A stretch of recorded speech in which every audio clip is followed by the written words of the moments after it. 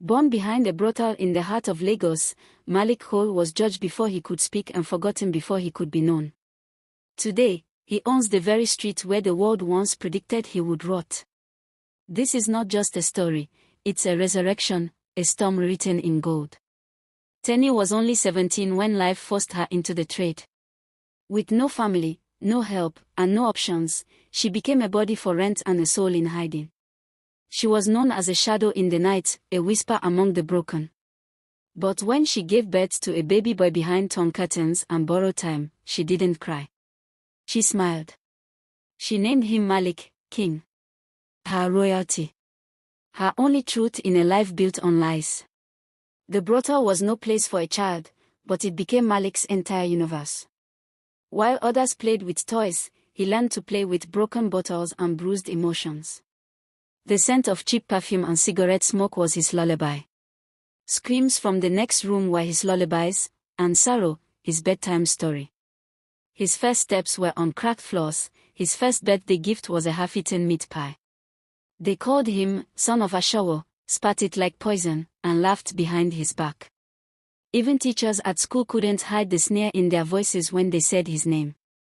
But Malik wasn't just a boy, he was a sponge. He watched. He listened. He learned. He studied the men who came and went, how they moved, how they lied, how they rose, and how they fell.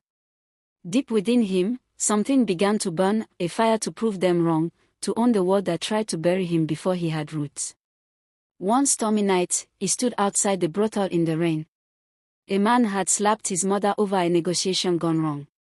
Malik's fists were small, but his rage was volcanic.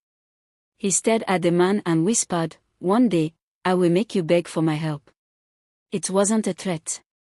It was a prophecy. In the corners of that brothel, Malik found knowledge. The older girls taught him street math, how to count money fast, how to avoid scams, and how to smell danger. One of the clients left behind an old laptop, cracked screen and all. Malik fixed it with tape and prayer. He taught himself to code with pirated Wi-Fi, watching tech tutorials on mute while chaos erupted around him. That laptop became his sword in a battlefield of survival. By 16, he was building websites for underground clubs. By 18, he had created an app that helped gig workers find safe places to sleep in Lagos. It went viral. A stranger tweeted about it. 2 days later, his inbox exploded. Investors started calling. Nobody knew the face behind the code. When he was invited to pitch in London, he borrowed a second-hand suit and used a fake name. He didn't want their pity, he wanted their respect. At the presentation, he stood before a room of billionaires. His heart pounded like war drums. But when he spoke, he didn't stutter. His voice cut through the silence. They didn't know his past, but they felt his future. And he got a deal. Today, Malik is a billionaire. Not because the world gave him a chance, but because he took one. He tore his pain into purpose and built an empire from ash. The brothel is now a women's shelter, funded by his foundation. The walls that once echoed with shame now echo with laughter.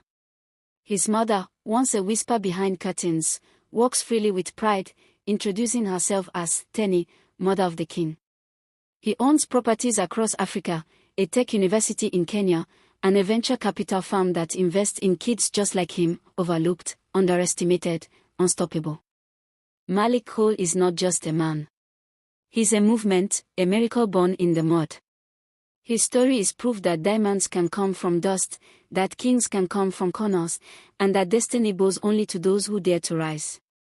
Never judge a boy by the door he was born behind. Sometimes, the crown is forged in the fire of rejection.